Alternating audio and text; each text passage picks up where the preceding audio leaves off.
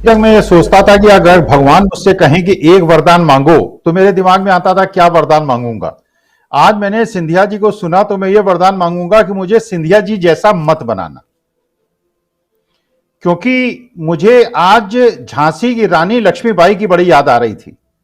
खूब लड़ी मर्दानी, वो तो झांसी वाली रानी थी। ये जो व्यक्तित्व मैं देख रहा हूं भारतवर्ष के, मैंने नहीं देखे, मैंने जयचंद नहीं देखे। जयचंद तो थे, कहते हैं कि हिंदू थे। मीर जफर के बारे में कहते हैं कि वो मुसलमान थे। अब वो इतिहास के पात्र थे। मैं न मीर जफर को जानता न जयचंद को जानता, इतिहास को पढ़ा, लेकिन हो सकता है मीर जफर का नाम निकल जाए, अब केवल जयचंद को हम लोग याद करें, क्योंकि जितने मुसलमान और मुगल वंश था उनका तो अब ऐतिहासिक पुस्तकों से नाम हट जाएगा। तो मैं ये सोच रहा था कि मीर जफर और जयचंद को मेरे को देखने का मौका कैसे मिलेगा।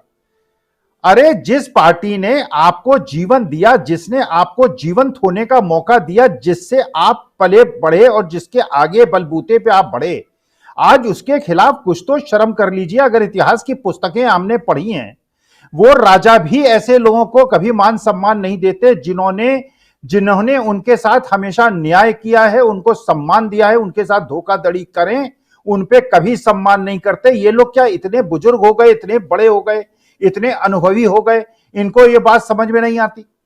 देखिए, वास्तविकता में ये लोग जो कर रहे हैं, ये राहुल गांधी के हाथ को मजबूत कर रहे हैं। ये उस प्रतिकूल परिस्थिति को जनता समझ रही है कि राहुल गांधी किस प्रतिकूल परिस्थिति में संघर्ष कर रहे हैं। बहुत आसानी से हम लोग एज ए पैनलिस्ट जो है राहुल गांधी की और कांग्रेस की गलतियां निकाल लेते हैं। जहां पे ईडी, सीबीआई, इनकम टैक्स सारे आपके पीछे पड़े हों, और जहां इस प्रकार के लोग हों जिनको आपने पल्लवित किया है, जिनको आपने पाला पोसा है, वो आपके खिलाफ षड्यंत्र करके आपके पीठ पे छुरा। हमने शिवाजी के बारे में सुना था कि शिवाजी जब गले मिलने गए थे, वो कौन खान साहब थे, मेरे को तो उनका नाम भी याद नहीं, इतिहास का मैं छात्र नहीं हूं, तो गले मिले थे तो उन्होंने अपने जो हाथ में हथियार लिया था शिवाजी ने, क्योंकि जानते थे कि पीठ पे छुरा वो भोग देगा। लेकिन इतना राहुल गांधी नहीं समझ पाए कि ये जो इस प्रकार के शत्रु आपने पाल रखे हैं, जो केवल देश का नाश करने पे उतारू हो गए हैं। आप देखिए, आप इतिहास की पुस्तकें बदल देंगे। अडानी जी का नाम लेना अनपार्लियामेंट्री वर्ड है क्या? अडानी, गौतम बड़े अडानी जो है अनपार्लियामेंट्री वर्ड है। जहां राज्यसभा में उसमें बात होती है, उसमें बात करना बंद कर दिया जाता है। अरे अडानी जी ऐसे कौन से महान व्यक्तित्व हैं, ऐसे कौन से हैं कि उनका नाम लेना जो है एक प्रकार से आप उनका उल्लेख नहीं कर सकते राज्यसभा और लोकसभा में। तो देखिए, बिल्कुल हम ऐसी चीजें देख रहे हैं जो मैं अपनी इस उम्र में देखना नहीं चाहता था, और अंतिम पड़ाव में वो चीजें देख रहा हूं जो मैंने अपने जीवन के पहले 66-65 साल नहीं देखा। पिछले 5-6 साल से मैं देख रहा हूं जिस तरह का पराभव हमारे धर्म पे, हमारे समाज पे, हमारे देश पे, हमारे देश की छवि पे जिस प्रकार से कुठाराघात हो रहा है। और एक साहब थे जिनके लिए कन्वेंसिंग की गई थी, अब की बार ट्रंप सरकार, आज ट्रंप साहब तो अंदर चले गए। अब तो बाइडेन फोन करके कहेंगे कि यार तुम जिसे सरकार बना रहे थे वो तो जेल के अंदर चले गए। तो अभी तो हम एक इजराइल की बात करते थे, अब हम जो है जापान की बात करते थे। तो मैं तो देखिए, एक सीधी सी बात है राजीव जी, आपके दफ्तर जब आऊंगा तो कृपा करके हाथ जोड़ के प्रार्थना करूंगा मेरे झप्पी कोई ना लगे, क्योंकि जिसके ये लोग झप्पी लग जाते हैं, आज तो भारतीय समाज में इतनी समस्या हो गई है, जिससे गले जहां जहां चरण पड़े संतन के होवे बंटाधार। तो संत लोगों को दूर से प्रणाम करूंगा, कोई मेरे गले न लगे, कोई मेरे झप्पी न लगे, अब किसी को छूने नहीं दूंगा, क्योंकि एक इस प्रकार का ऐतिहासिक वातावरण बन गया है। अरे आप गले पड़ते हैं लोगों के, और गले पड़ के आप जो है बेचारों का नाश कर देते हैं।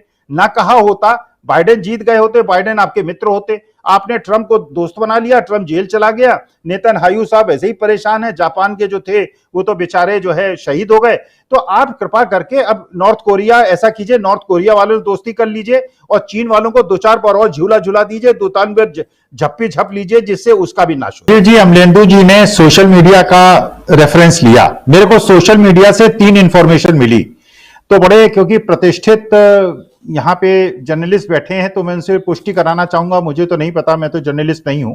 पहली सूचना ये मिली व्हाट्सएप के माध्यम से कि जिन लोगों की यूनिवर्सिटी के स्पेलिंग में वी है वो अब फर्जी मानी जाएंगी, और जिनकी यूनिवर्सिटी की डिग्री में बी लिखा है वो सही मानी जाएंगी। तो मुझे तो इस बात की टेंशन हो गई कि मेरी और आपकी जितने लोग यहाँ बैठे हैं सबकी यूनिवर्सिटी की डिग्री फर्जी ना मान ली जाए।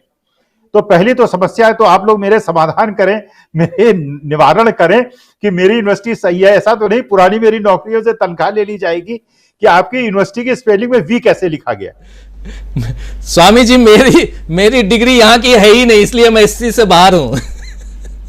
अच्छा, दूसरी एक और समस्या है। अब ये कहा जा रहा है अदानी का नाम जिस प्रकार से संसद में नहीं लिया जा सकता, कहीं ये ना हो कि अदानी का नाम लेना राष्ट्रद्रोह माना जाएगा। तो मैं आपसे निवेदन करूंगा कि जितने भी डिबेट्स में आज तक मैंने अदानी का नाम लिया है उसको कृपा करके एडिट करा दीजिएगा, निकाल दीजिएगा। तीसरी एक और चीज पता चली, अब वो भी सच है कि नहीं वो टंडन साहब बताएंगे, रविकांत साहब बताएंगे। वो ये पता चली कि जिस डिग्री में जिन शास्त्री साहब का जिनका दस्तखत है उस डिग्री में एंटायर पॉलिटिकल साइंस में, उनका कार्यकाल 2 साल पहले ही खत्म हो गया था जिस साल में बताया गया कि उनके दस्तखत हुए हैं। तो अब मेरे को देखिए, मैं सोशल मीडिया पे विश्वास नहीं करता, मैं तो व्हाट्सएप का बहुत विरोधी हूं। तो आप लोग कृपा करके इसमें मुझे ये बताएं कि कहीं हम लोग कोई राष्ट्रद्रोह तो नहीं कर रहे अदानी का नाम लेकर, क्योंकि हम तो ये मानते हैं चाहे ओबीसी हो, चाहे दलित हो, चाहे ब्राह्मण हो, चाहे ठाकुर हो। अच्छा, एक चीज और पता चली कि अब ऐतिहासिक पुस्तकों से जितने बुरे लोग हैं, मुगल सारे बुरे थे, उनका नाम हटाया जा रहा है। तो रावण का नाम हटाया जाएगा कि नहीं?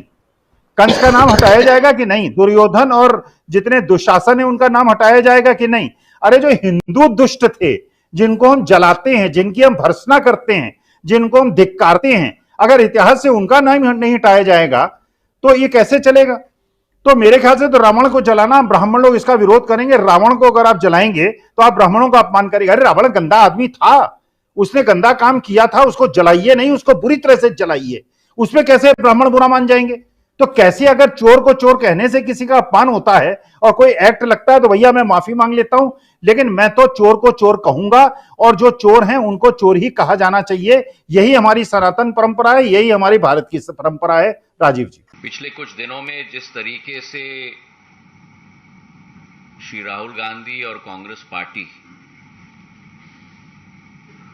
ने जहां एक तरफ न्यायतंत्र पर दबाव और धमकी की विचारधारा के साथ कार्य किया है, और जिस तरह उन्होंने अपनी व्यक्तिगत कानूनी लड़ाई को एक लोकतंत्र की कानूनी लड़ाई के रूप में प्रेषित करने की कोशिश की है, उससे एक बात तो स्थापित हो चुकी है कि कांग्रेस पार्टी इस देश में लोकतंत्र के साथ खिलवाड़ करने में और नई लो पर जाने में कोई कमी नहीं छोड़ेगी। जिस तरीके से they are trying to do everything possible to stay politically relevant, और अपने आप को मैं ये कहूंगा कि एक लोकतंत्र की लड़ाई नहीं लेकिन एक स्वार्थ की लड़ाई लड़ी जा रही है, इसकी हम जितना निंदा करें वो कम होगा। आप सब वाकिफ हैं कि ये पहली बार नहीं है कि कोई व्यक्ति, कोई सांसद की संसदीय सदस्यता को बर्खास्त की गई है।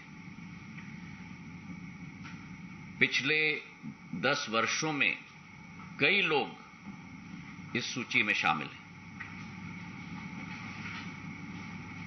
जयललिता जी हैं, आजम खां हैं, कांग्रेस के सांसद रशीद मसूद हैं। पर ये क्या कारण है कि इस बार इतना हंगामा किया जा रहा है? इस बार लोकतंत्र के मंदिर को, हमारे संसद को चलने नहीं दिया जा रहा।